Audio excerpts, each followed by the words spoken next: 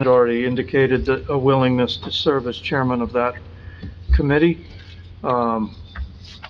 And do I have other volunteers who would like to serve on that subcommittee? Mr. Didich, you would like to? I'd be happy to, yeah. All right. Mr. Chairman, I would like to continue.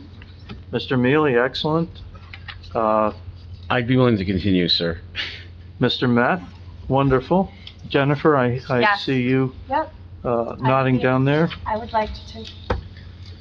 So that's a total of 5, which is adequate, I believe.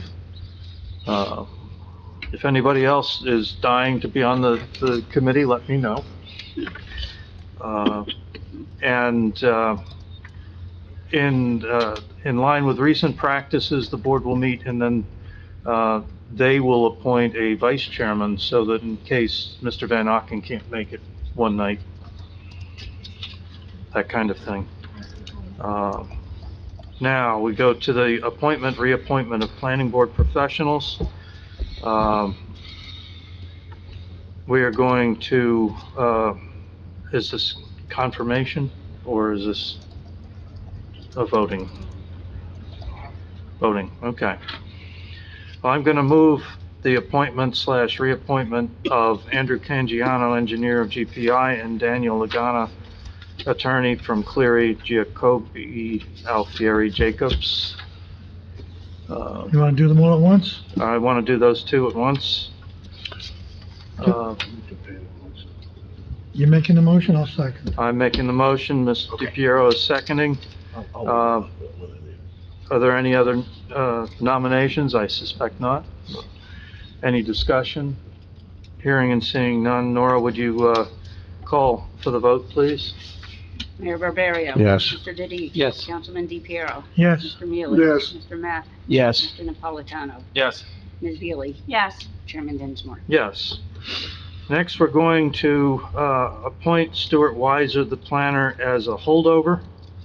and you can do Ed Sinakis too at the same time. And we're going to appoint Ed Snakis, Burgess Associates, as a special projects planner. I'll second. All right. Any discussion or any other plans? Hearing and seeing none. Sorry, real quick, that means we're having 2 planners? Yes, except one is on a holdover and the other is being appointed for special projects. Okay. Can we define what a special project means? I never heard that before, I'm sorry. Affordable housing for one, Okay. you're the expert on that. Okay. They'd be the expert on that. Yeah, Okay. that- I never seen it before, so thank you. It's the first time we've done it this way in my career as well, but it's to make the special projects that we have, there are particularly sensitive and need to be handled by somebody who has And has a a long history too. long history of that. Affordable housing, that's almost the whole time I've been on this council, we've been dealing with affordable housing. He's been here for most of that time. Okay. Thank you. All right, Nora, would you call the roll on approving Stuart Weiser for holdover and Ed Snakis as a special projects planner? Mayor Barbario. Yes. Mr. Diddy. Yes. Councilman DePiero. Yes, Mr. Mealy. Yes. Mr. Matt. Yes. Mr. Napolitano. Yes. Ms. Beely. Yes. Chairman Dinsmore. Yes. Thank you. We are going to, is there a motion to adjourn the reorganization meeting? So moved. Have a second? Second. All right. All in favor, aye? Aye. We're done. Now we move on to the regular meeting at this point in time. All right, I am calling the meeting of the Township of Parsippany-Troy Hills Planning Board, Monday, January 23rd, 2023, at, let's call it 7:40 PM. Announcement is made that adequate notice of this meeting has been given and that it is being conducted in accordance with NJSA 10:4-6 et sec of the New Jersey Open Public Meetings Act. Nora, would you call the roll, please? Mayor Barbario. Here. Mr. Diddy. Here. Councilman DePiero. here, Mr. Mealy. Here. Mr. Matt. Yeah, here. Mr. Napolitano. Here. Ms. Beely. Here. Chairman Dinsmore. Here. We also have with us our board planner, Mr. Weiser, our board engineer, Mr. Cangiano, and our board attorney, Mr. Lagana. All right, if we could stand and do the Pledge of Allegiance, please. I pledge allegiance to the flag of the United States of America and to the republic for which it stands, one nation, under God, indivisible, with liberty and justice for all. All right, this meeting is open to the general public. Is there anybody attending here tonight that has something that is not on our agenda that would like to discuss it with us? Hearing and seeing none, we move on to the correspondence. We received correspondence from Mr. O'Neill of Garofalo and O'Neill dated January 11th to withdraw application number 21:530, 3676 Hill Road LLC, et cetera, without prejudice. And we have we have two resolutions. Has everybody had a chance to look over the resolutions, or the resolution for Tedesco, actually, and Faring Properties?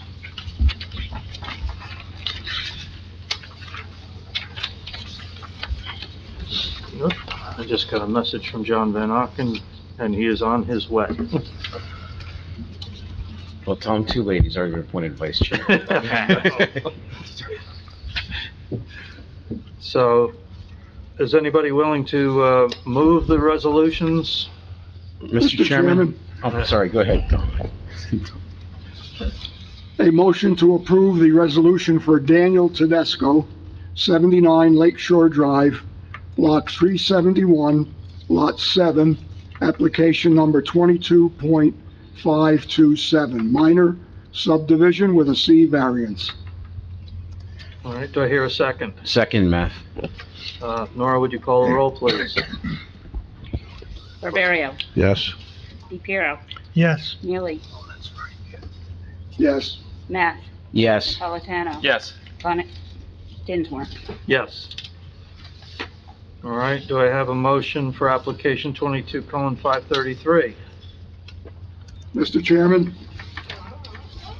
a motion to approve the resolution for Faring Properties Incorporated, 100 Interpace Parkway, Block 136, Lot 43.1, application number 22:533, minor site plan and major soil moving permit.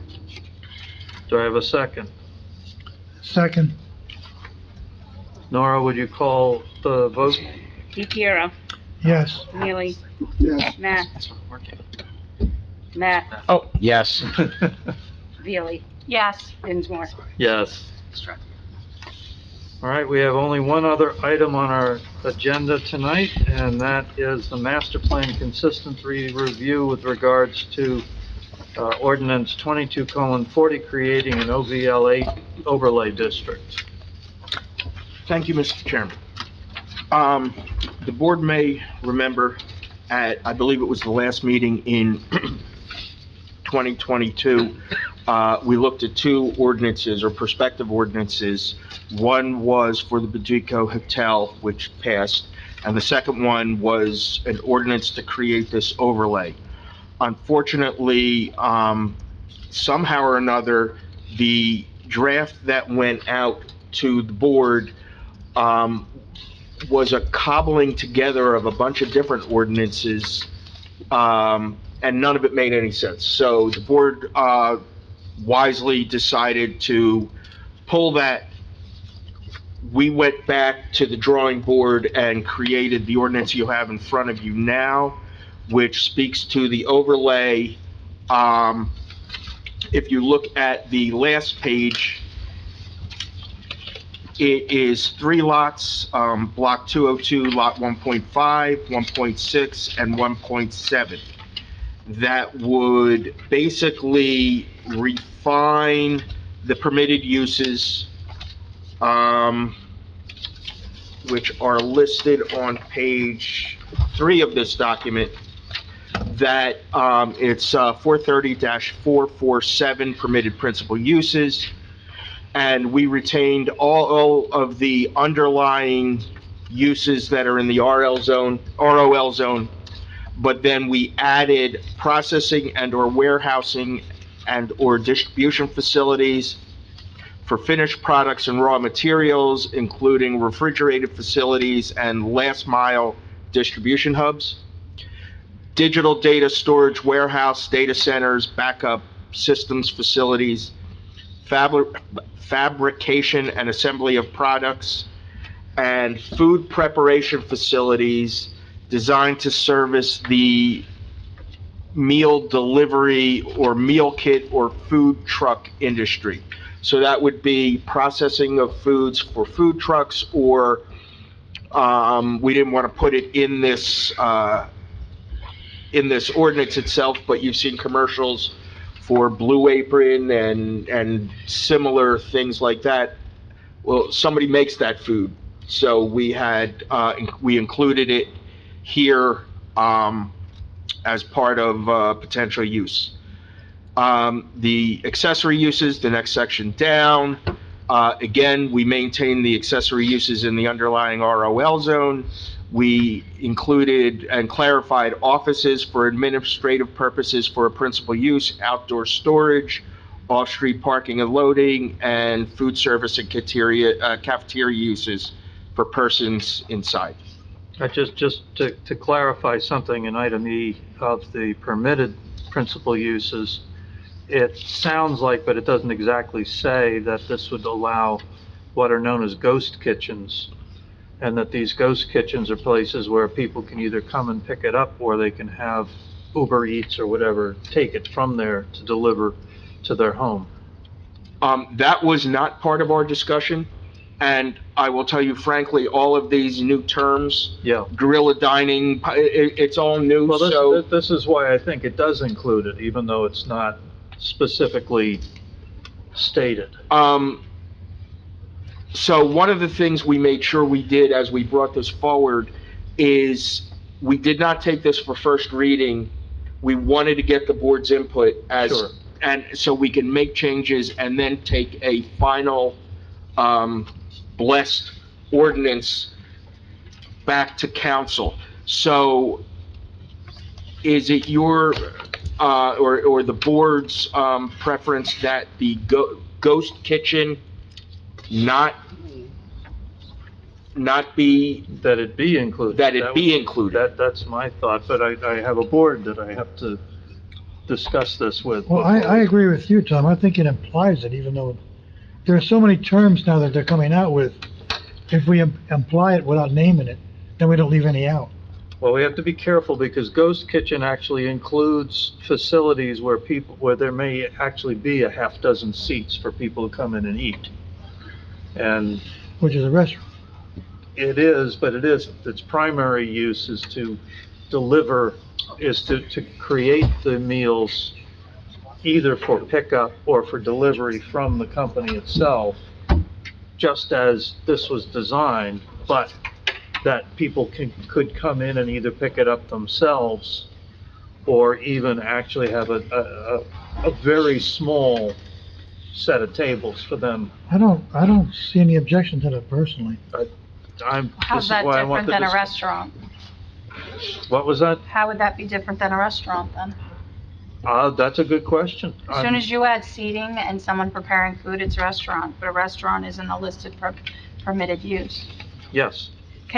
Are we defining, just to help it down the road, can we define guerrilla dining? Because I don't even know what that means.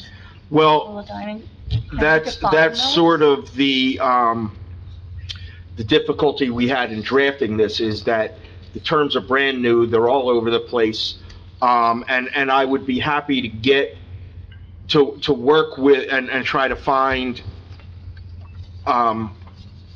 what these things really mean, or what we want them to mean in the context of this overlay. I agree. I think the way it was discussed, it was that the end users are either food trucks or the meal delivery. I think if we get into the ghost kitchen as we're discussing, whether it has seats inside, which makes it a restaurant, or whether it is for takeout, which makes it, I think, a takeout restaurant. And either way is okay, but we need to understand what that really means. Agreed. But ghost kitchen has become a big state-of-the-art, term, that fundamentally it is designed around having a kitchen that is perhaps the exact duplicate of a kitchen of a fancy restaurant. The objective is to make it so that if you have a Ruth's Chris Steakhouse over there, but they think that they have a very good demand for takeout, that they might also happen to have, because it's only a little ways away, rather than cook it in the Hilton Hotel, because they don't have enough room for all the takeout they expect, they actually open a separate place that is not designed around being the dining experience of the restaurant, but it's designed around a place where people will come in, grab the food, and go home, or maybe some will actually sit and eat, but it's not intended to provide the entire ambiance of the restaurant.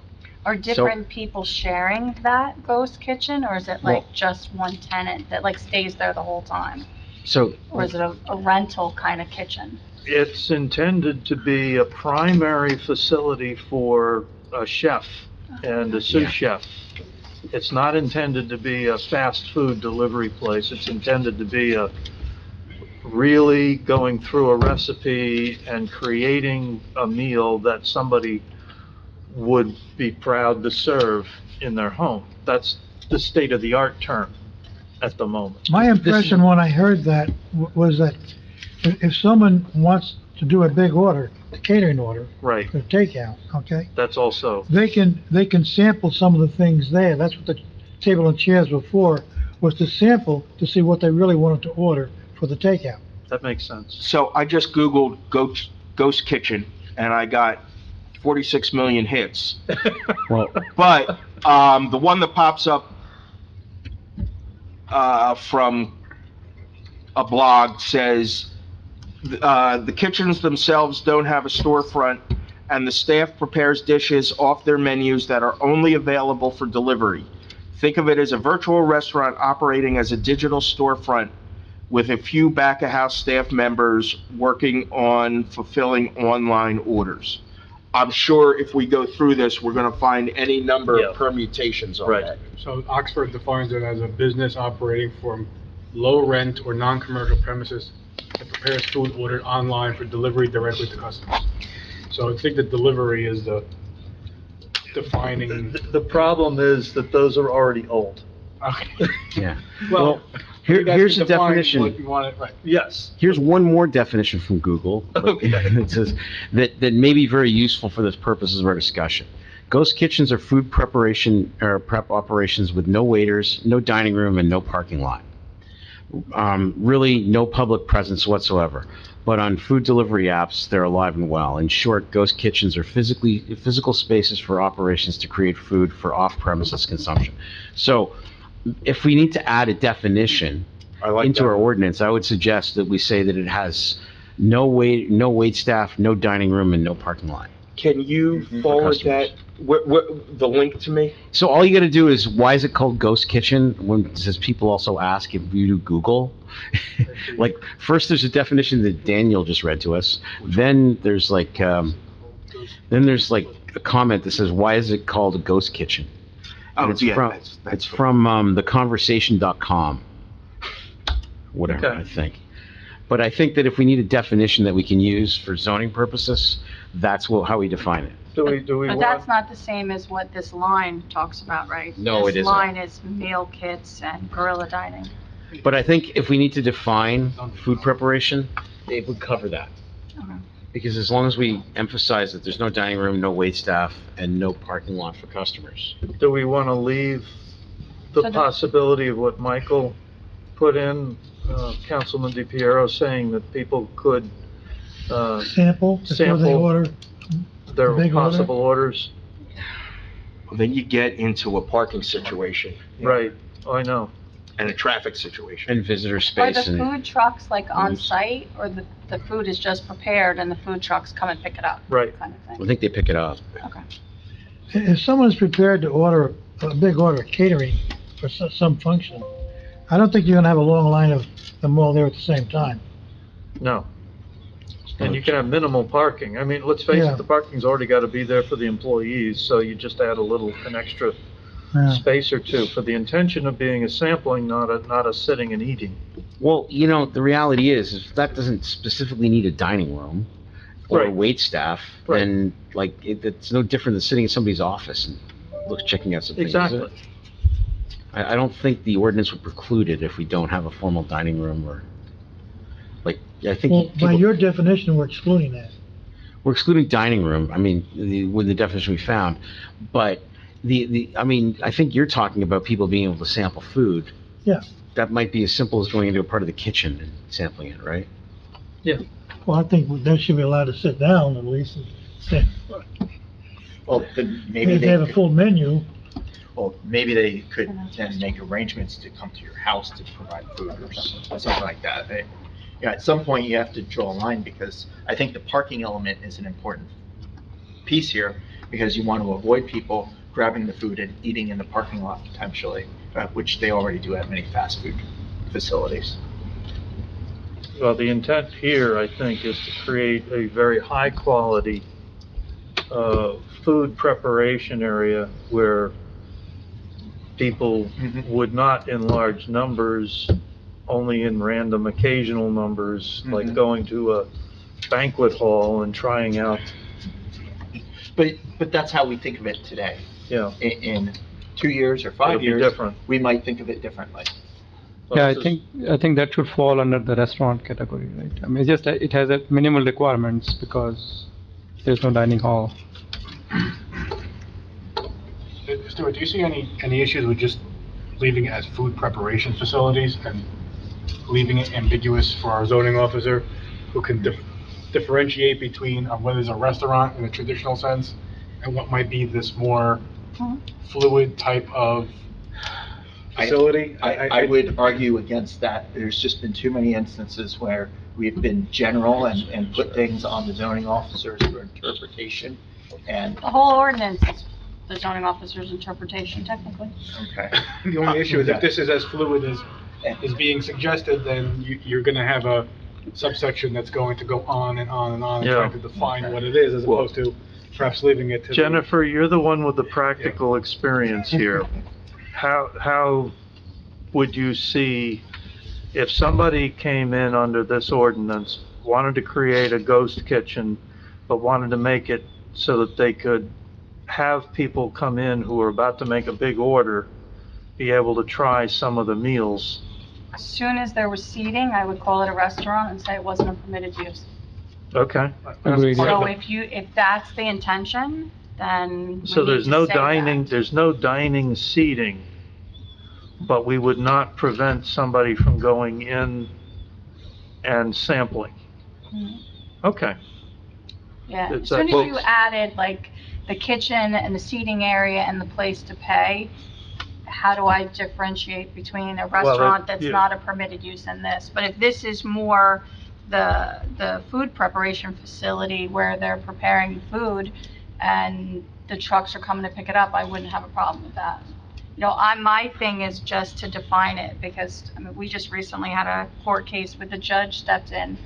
He had a completely different opinion of what we've done and the Board of Adjustment and the Planning Board's done for the last 50 years. So it's surprising how you can take that and just turn it a little bit and have it be a different opinion. So, Would you, if we were simply silent on the tastings and that became a private decision between the purchaser and the operator, I because would only know about it during plan review. So like if they submitted plans for this and there became like a whole seating area that kind of looked like a restaurant, that would be the only time that it would like come a up. tasting room, that makes it a restaurant. Yeah, if it's seating, if it's like a full-fledged restaurant seating, but if this is part of food preparation where the food trucks are coming and deciding what they're going to store, that I wouldn't have a problem with, because that would be an accessory too. Yeah, but just to add to that, if they are going to display the food, not eat, but display, I think that should also fall into the restaurant category. Display or eat there. It depends on what, like, I don't know what pop-up or guerrilla dining means. If you explain it and then I understand what we're going forward with, then I can enforce it much easier, but without like a dialogue with me understanding Our what, you know. attorney has some thoughts on some wording. Yeah, if we do food preparation facility designed for off-premise Consumption. Off-premise delivery. That way, in the situation that the chairman is saying, if somebody's simply going in to do a tasting of, hey, I would like this, this, and this for my order that's ultimately going to be delivered to my house, they would still satisfy that definition. But the seating area of sitting and consuming on site, a meal would be precluded. That makes sense. You know, Yeah. tasting by itself is part of the sales process, so you're not Yeah. actually paying for that That's food right. also. Exactly. It's, I could take this Oxford definition and incorporate that. And again, understanding that this is gonna be, is more fluid than anything. Yeah. Well, I like the idea of getting rid of the pop-up or guerrilla dining wording. Meal kit makes sense, but pop-up and guerrilla dining is in the eye of the beholder. Right. And it's evolving. Yeah. Admittedly. Even ghost kitchens is, you know, so. So even if you were to do food preparation facility designed for off-premise delivery. Yeah. I'm a little worried about the people who live on Murray Court, having a restaurant or kitchen cooking food right behind their houses that they didn't sign up for. Is there a way, I know we're changing the whole overlay district. Is there a way to say that that sort of use can't go within, 200 feet of that road? Is that possible? Is there something we can do with that? Well, maybe we can use performance standards to make it so that any smells or any of the, you know, the garbage or whatever, anything that might then interfere with the neighbors is prohibited. Okay. There's already a buffer, minimum buffer width from residential lot lines is 150 feet. Okay. That's, Can we do more than that?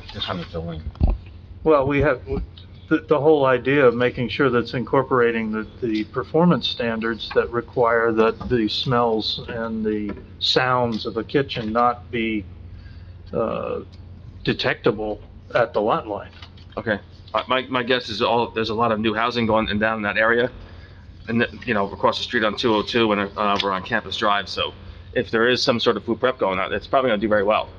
So I just don't want to be a resident on Murray Court or Gloucester Road and, you know, consistently smell Agreed. all No, this food, so we've just worry already about had, Yep. we've run into that problem Okay. in a couple of existing places where we had to have the performance standards called upon the Okay. restaurateur, which is why there is no more Cluck You on Route 46.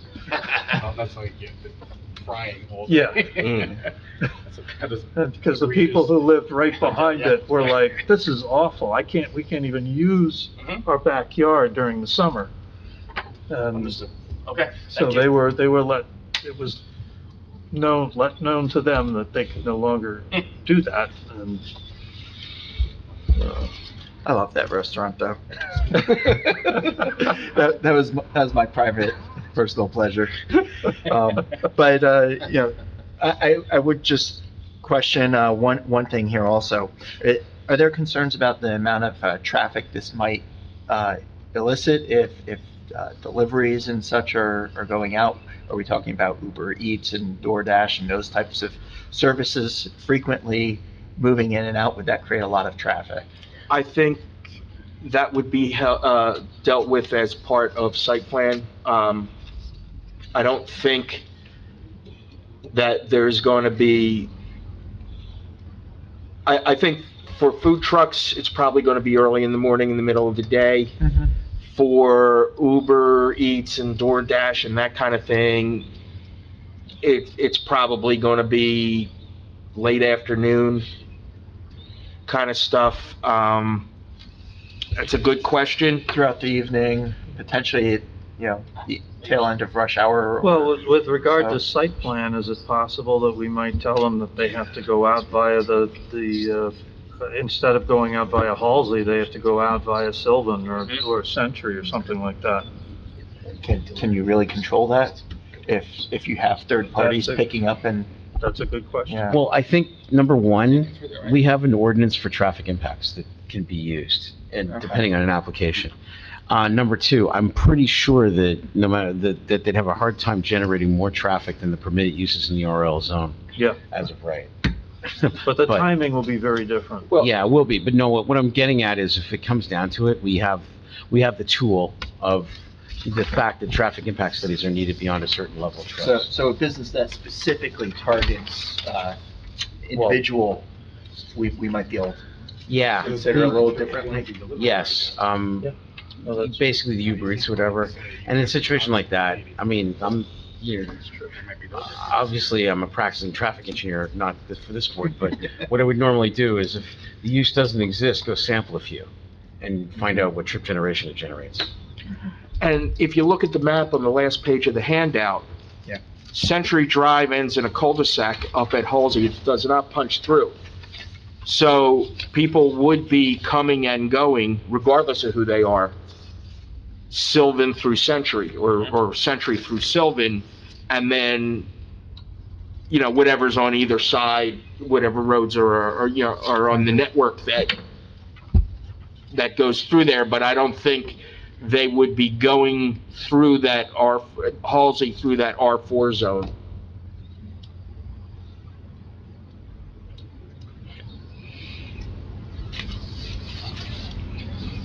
Yep, no, I don't know whether, I mean, this may not even ever be presented. All right, we just want to make sure that we're getting constructive use of this land. Well, all the past overlay zones have very quickly had that use Yes, presented. yes, Okay. I don't disagree with you, but I know, by the way, we've made you the chairman of the minor site Oh. plan subcommittee again, so. I accept apologize for being late. I had a personal issue that kept me a little longer than I hoped for. Understood. So Dan, do you have the language that you think is, because with all the conversation, I don't know that I have it. I'm just gonna say, take out all that kind of explanation, and then just right here. All right, we still have to go through the rest of this overlay zone to decide that it's consistent with our master plan. And I got us hung up on one spot here. When we get to it, I totally want to talk about the parking standards. You would.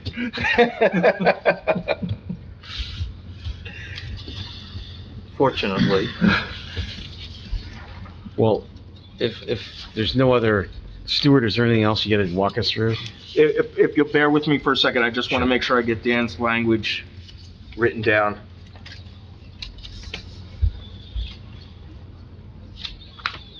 Delivery, is that what the last? Okay, so food preparation facilities designed for off-premises delivery. Premise, that's what premise is. Off-premise, off-premise, Yeah, off premise. singular. Yep. Okay. If you go down, to 449, A is all the prohibited uses under the ROL zone would be maintained.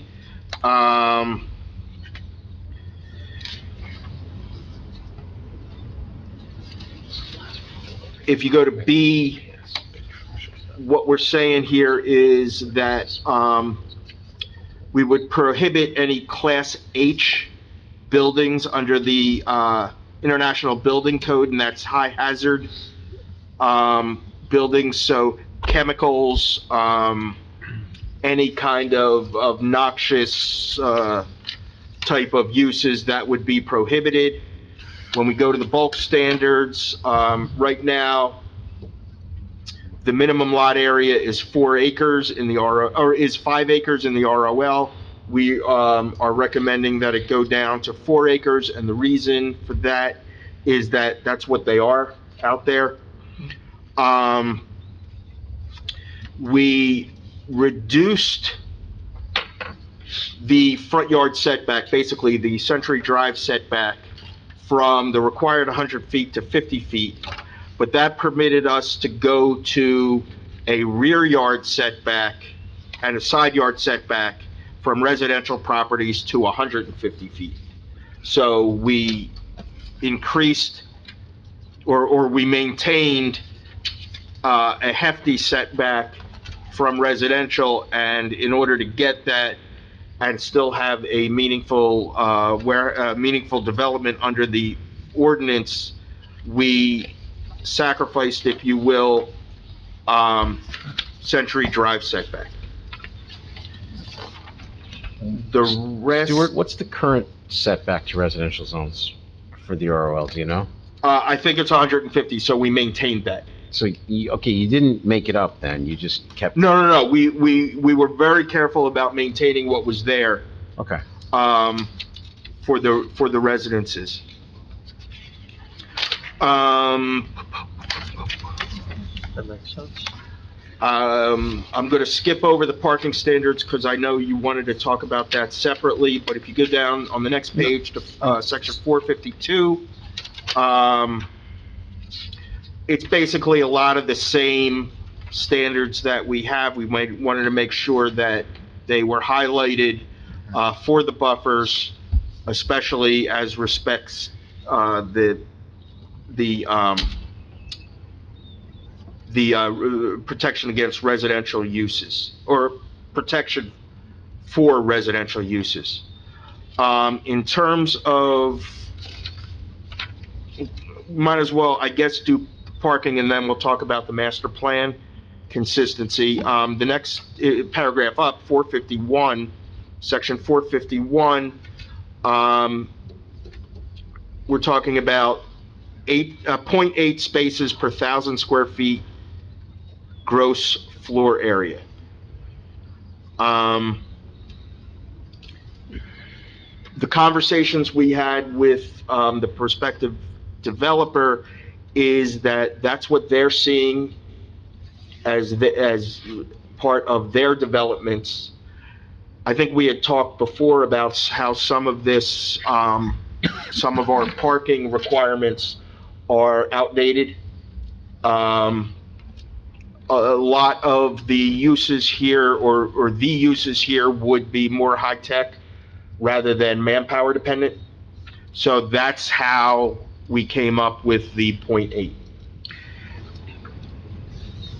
My one concern is the way it's phrased here. So Part A says permitted uses in the underlying zone, same parking requirement as the underlying zone. All right. Then the next one says all permitted uses in the OVL 8 overlay zone, 0.8 spaces per 1,000 square feet GFA. Wouldn't that mean that any office that goes in there could use that? Yeah, you know what, standard? that's a good point. I mean, what is your intention when you talk about the 0.8? Is that for warehouse? Is that for industrial? Is that for these food preparation? Yes. All of them? Yes. The overlay specific. So I think, and Mr. Met, was a good point instead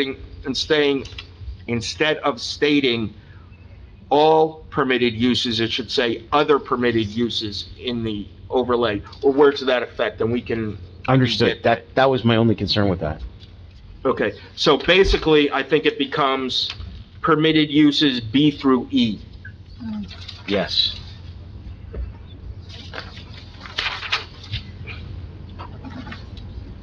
I really do think a lot will depend on site plan. No, I think you're absolutely right, if you just cite it. So section 43447, B through E shall have the following parking requirement. I think there's no ambiguity at all. 447. Although I think some kind of ghost kitchen that has a lot of delivery cars, that may not work for them, but that's okay. Let market forces worry about that. Meaning when they want to build it, they'll have to build more parking. Well, again, we have to look to site plan to make sure that that's done properly. But, true, but the problem is, once we create an ordinance here, Yeah, we can never force somebody to put more parking in. We could always let them do less, but we can't force anybody to do more parking than we specify in an ordinance.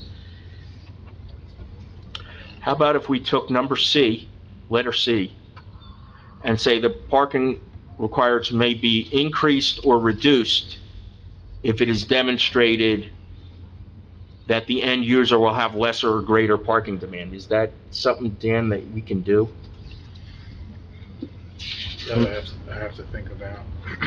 I mean, once the site is built, and then you have site plan for different uses, the parking will end up defining what uses are possible. True. I mean, that's where market forces take over, Right. right? So that if So- somebody can't handle the parking they've got, that, So the property owner is gonna have to understand that if they end up with 2 or 3 uses that actually require substantially more parking, and they don't have it, then site plan is gonna block it. well, my concern is our ability to, and police that, if we've given them the ability to build. So let's just say a use comes in, we know it needs 40 parking spaces, but but say 30,000 square feet, so therefore, by ordinance, we just let them come in with 24. We've created a situation where we can't force them to put more parking in. And that's my only concern about going too low. Right. That's a valid point. And in fact, I think looking at, And I think we leave language that you can go up or down. I don't know what if I was a developer, I would freak over that, because what are you saying? You're saying you're gonna make your rules up as you go along? Yeah. I would actually recommend taking C out completely and using either a greater number or, again, having the justification for the 0.8 spaces. Either you could parcel out the uses like we just did and say A through, or B through E have this criteria, and A and whatever have this criteria, just changing the criteria. If you think, say for instance, 0.8 for a warehouse might work, but 0.8 for a food establishment might not work. Yeah. Just being specific and leaving that out, because that really doesn't make any sense to me as to, either you need a variance or you don't need a variance, either you need a design waiver or you don't. We can't, hey, well, the board kind of has that discretion. For this kind of stuff, I would not recommend. I think that's very. I mean, if you had a 1,000 square foot ghost kitchen, you probably have a half dozen employees working in there at any time, plus you have the people coming in and out. I mean, I think we talked earlier about, we don't even know what food preparation is, and it's still evolving. How do we even know what the parking standard for it is? Yeah. I mean, on that basis, I guess I'd be more comfortable if we just said B through D, if that's what it really applies to. Because I think this standard definitely fits with industrial uses and warehousing. Yeah. I'm fine with that. Mhm. I'm more concerned about the unknown. So what we then have no parking requirement for the ghost kitchen, so Why don't we specify, as per ordinance, and then they'll have to define it by ordinance or find the best fit. Does our ordinance have a catch-all that any building's not defined, it's one for every 250 square feet or something like that? Or 200? So let them go into the catch-all and work backwards. They can also apply for a variance. Yeah, well, that's what I mean. If they think they can use less parking, give us evidence, but the bottom line is, I think our ordinance, the general parking standard, has a default value. That if we don't know what everything is, I think it has to be one for every 200 square feet or something to that effect. So that's 5 per 1,000, all right? If that's obviously a lot of parking, let them come in and demonstrate what they need. So you could parcel out A and E in subsection A and say, those uses permitted in 430, 447, A and E shall have the parking requirement of the underlying zone. And then subsection B, you can say, those uses permitted in 447, B through D shall have the following. Yeah, because, I mean, our underlying zone invariably points back to the off-site parking section of our ordinance. Right. So food establishments is your hang-up, that you're a little concerned with how much that might necessarily be. Absolutely, especially if it's got a bunch of Uber Eats delivery You people can run that hanging to out. the default of what the underlying zone currently requires. And then the warehousing, the data storage, and the fabrication could be the 0.8. Right. And then C comes out altogether? Yeah. Okay. Yeah, there is no point saying we will reduce it, right? They can always come back with a variance, right, if they need to. Does that make sense to everybody? Yeah. Okay. Okay, what else? So what I see here, is that, oh, so if I may just go back to the master plan. On page 1, we have this section of the master plan, highlighted out, and that the various sections of the 2020 master plan recognize the weakness in the township's office market. And the idea here would be to take what is a unused or certainly significantly underused office building and take a new, take some fresh uses to try to revitalize the office buildings in this section of the township. So based on that, while it's not, there is no specific language in the master plan that says do X, I do think it's is totally consistent with the intent of the master plan based on their analysis of the current office market situation. So with all that, I think what we have is an ordinance where the first page doesn't change, the second page doesn't change, the third page, under 447E, instead of what it says there, it now says food preparation facilities designed for off-premise delivery. 448 doesn't change, the rest of it doesn't change. Going to the next page, I think it would say something like permitted principal uses, under 447A and E are the same as the requirements as the underlying zone, and then permitted principal uses for B through D, 447B through D, would be the .8. C comes out in its entirety, and I think that's it. Dan, did I catch everything? I think you did, I think you got it. What he was describing is a food preparation service requirements. One question I had, Stuart, was the buffer standards for D. D may include a solid privacy fence. Would that be in addition to the evergreen plantings or in place of the evergreen plantings? Where are you specifically? 452D. You're right, the buffer may include a solid privacy fence. Would that be in place? I think it's in addition to. That would be the only suggestion I would have on that, is, so you're always maintaining the evergreen plantings, which just sounds like what the intent was from the prior ones, but it could be read that somebody can come in and say, oh, I'm putting the fence, I don't need, it's in place of. Got it. Even though it kind of says that on top. Already kind of know about it. Well, bootstraps and suspenders.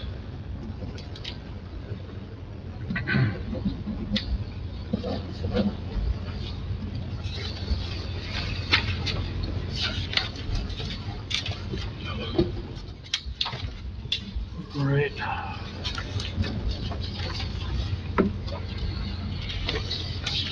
Have any other comments or thoughts from members of the board?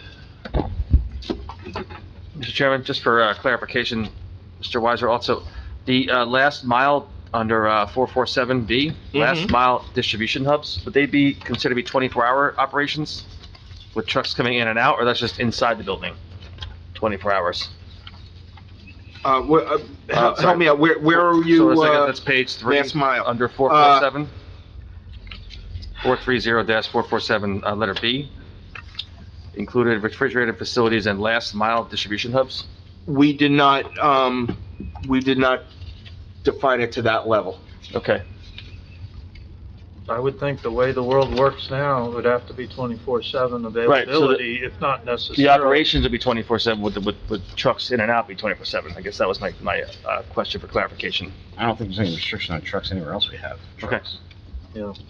I mean, I don't think we have any restriction that in office buildings, they can't have a truck in the middle of the night. Okay. Well, these would be more than one truck though, I'm assuming. I know, I understand, but yeah, it's just something we have that. Yep. All right. John? Regarding the buffers, specifically to Century, I seem to remember there's a pretty decent-sized hill coming from Century down into this zone. I'm just wondering if these buffers are even feasible with the hill that is present there. I remember there being some drainage concerns, because at least one of these buildings came to the planning board a few years ago in order to try and revitalize themselves a little bit, make themselves more usable for the current demands, and I seem to remember this being brought up. Nobody has raised, the designers haven't raised that as an issue. I mean, there are buildings there already. Mm-hmm. So if it's not a problem for those buildings, I mean, I think that would also be something that would be raised in site plan. And they're still responsible for all the water management issues, so. Exactly. Yeah. Even more so now. I think they upgraded. Yeah, Andrew. and they're gonna be doing it again. Okay. Mr. Canjiano, do you have any thoughts on what we have here? Is anything No, I practical? kept silent on purpose. No, I don't, everything was covered. I was debating to bring my ordinance with me, and I regretted that I didn't, but I did look up Gordon's point there about other commercial uses. It's one stall per 200 square feet. So that's in line. It's under commercial use, not manufacturing or something like that, but so I don't know if we're covered for the meal kit or the food truck or the pop-up gorilla dining under the standard ordinance, because that would be, I would think it's more under manufacturing, not commercial. But I do agree with you that it's almost more of a fast food type operation and or cooking operation where it's less of a warehouse operation. You may need more parking than in a typical warehouse, like you had mentioned. Ward B, C, and D, yeah, the 0.8 per thousand is seems appropriate. But the unknown factor about this meal kit, the Hello Fresh or Blue Apron or the pop-up of Gorilla, I think I don't know much about those industries. Gordon, I don't know, or whoever, what kind of intense parking or employees you need to prepare. I'm thinking of a line kitchen that, you may need quite a few people to prepare food. That's my 2 cents. So Andrew, the current ordinance defers to the manufacturing section, not the retail. So the underlying zone is the manufacturing? Yeah, but well, if that, But it's not the old it's not manufacturing zone, it's an office zone. So you could, your recommendation is to defer to the retail? no, it's not. Actually, the current manufacturing zone is, one space and a space for each employee. It's employee-based, which the current manufacturing industrial zone, defers to number of employees based on use. Maybe for the food item, what is it, item F, food preparation, maybe it defers to the manufacturing, the current manufacturing code. So if we say the same parking requirement as the underlying zone for E, which is the ghost kitchen, food truck, whatever we end up calling it, that would, I think, address your concern? Yeah, it would address the underlying zone for, I think it's in industrial and manufacturing parking requirements. The warehousing, the current warehousing requirements. Because that's based on the number of employees. Yeah, I mean, the downside is having to define your number of employees on application. That's always been the problem, and how do you enforce it? Yeah. But Especially if you have a situation where there's potential for turnover periodically with the businesses.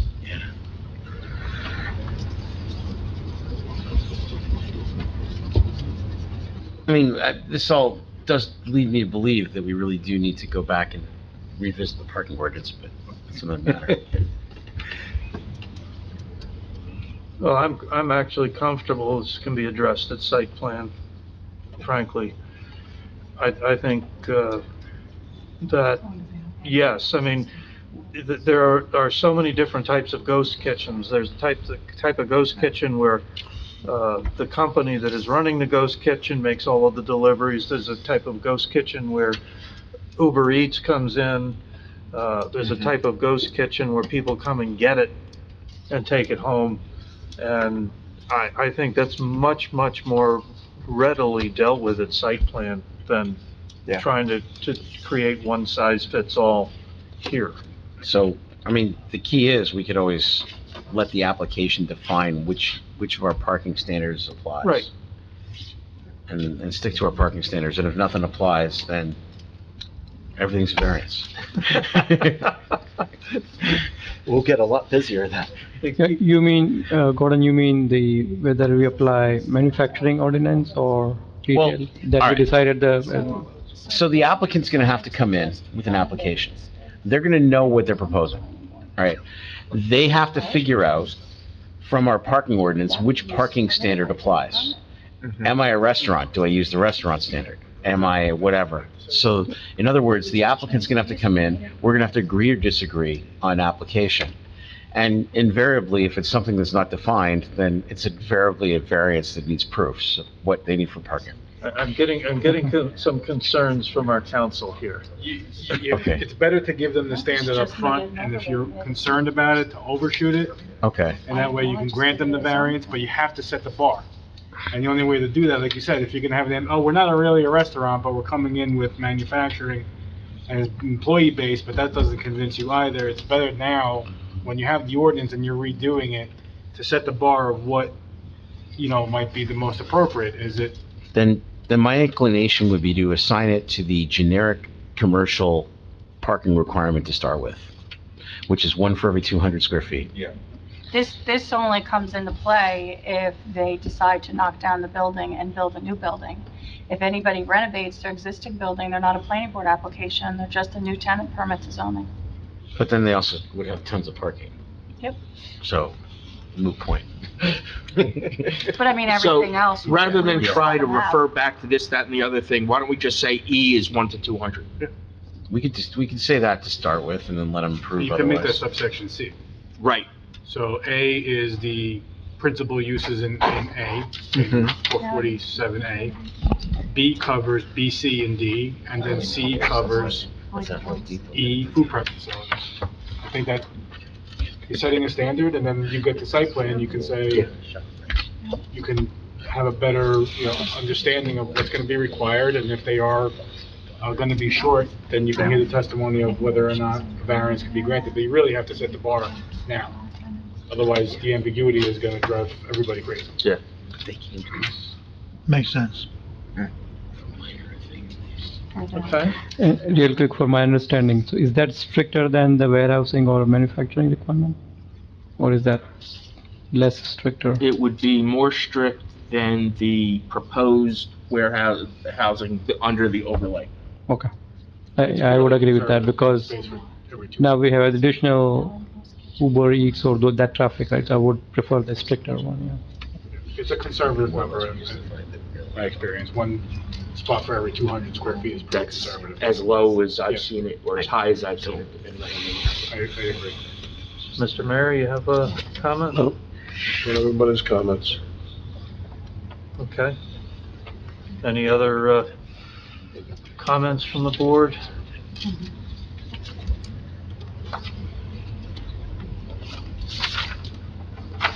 Is there comments from the public? I think we did the last time. It's always, when in doubt. All right. I'm going to ask if there are any comments from the public. Will the public has listened to what we've had to say, if they have any thoughts on what we've set up here. Sir, come up. Let us know who you are. Thank you, Mr. Chairman.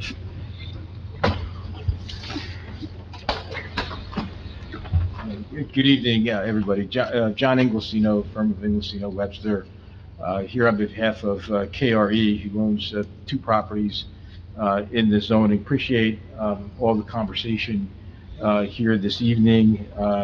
We have no objection to any of the changes that have been suggested by the board. Our interest is actually in repurposing some of the buildings really under the warehousing. So the discussion about the food and the ghost kitchens and so forth was very interesting and appreciated. That's not what we intend to do, but You never know. But you never know. You never know. You never know. I guess the one question that I would have, if the board is comfortable with the ordinance, would it be the intention of the board this evening to make a master plan determination on the ordinance this evening? It wasn't introduced at governing body. I'm not sure it has to be to make a master plan if it then gets introduced, because now the ordinance is originating from the planning board. I know more than I do. I've seen it done that way. I've seen it done both ways. That's fair. Yeah, if the ordinance, I think if the ordinance originates with the planning board, they can make a master plan consistency determination, then it can just go through the regular ordinance process. So you'll forget more than I'll ever know. So, Well, up and to you. it's also, this ordinance is also in furtherance of the one that was introduced and was in error, so we're continuing the process on that. Now, And candidly, I have to really just for a moment, compliment the board and the level of discussion and colloquy that's occurred here. You're really putting together legislation. That's a lot more than a lot of boards do. John, are you saying that the planning board's gonna do the master plan zoning? No, what I'm saying is that typically in the process, the ordinance would be introduced by the governing body, then come back Right. to the planning board for master plan consistency. Right. And then go for adoption. What I'm suggesting here is you have, in essence, when a ordinance originates from a planning board, which it can do, and many oftentimes does do, as do redevelopment plans, then the planning board can make that master plan consistency with regard to the ordinance that's before you tonight.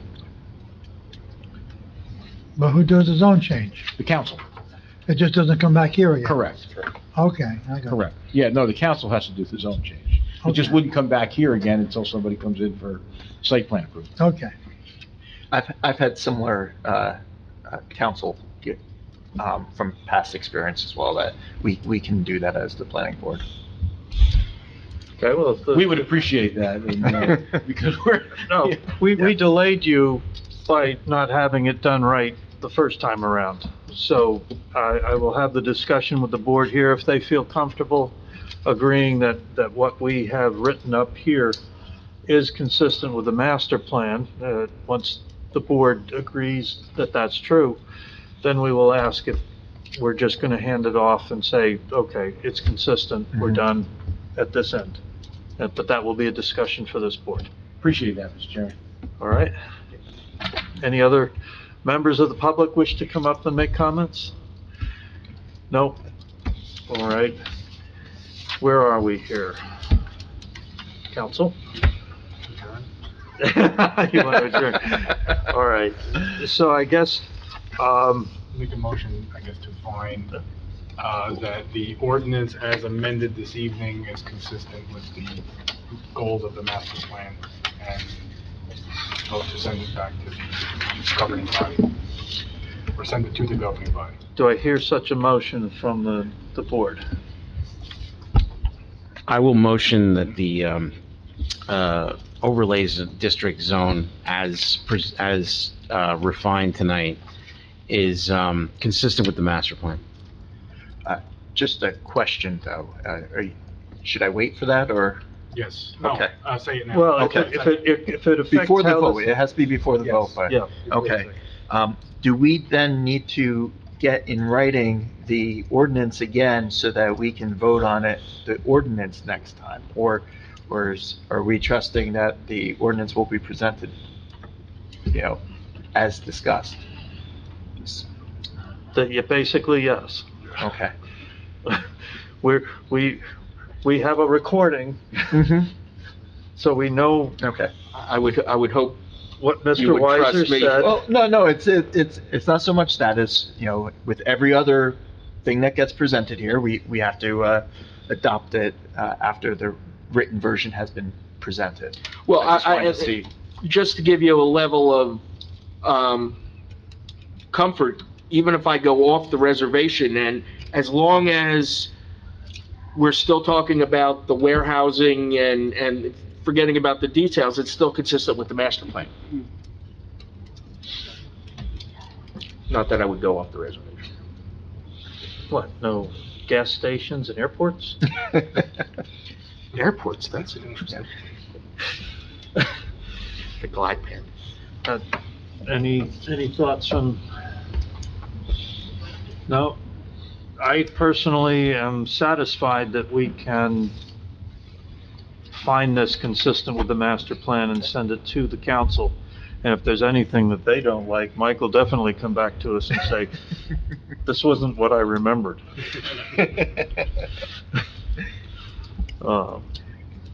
So, are there any comments, any further comments from members of the board? Do I have a motion finding that the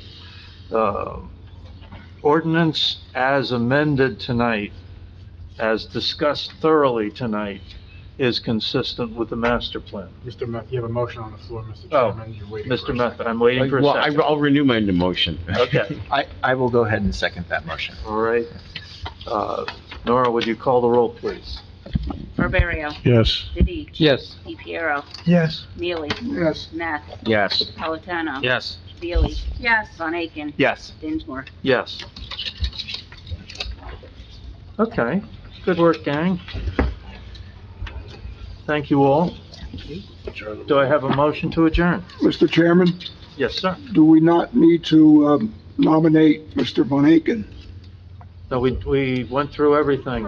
even though he was not present? Even though he wasn't here, he doesn't have a chance. Accepted an abstention. He doesn't have a chance I to was gonna refuse. nominate you, John. Thank you, Dominic. I look forward to our meetings. Thank you. Thank you.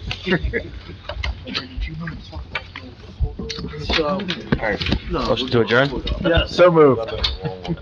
Okay, I get it. All in favor, aye. Any opposed? Nora will throw you out. They didn't care about it.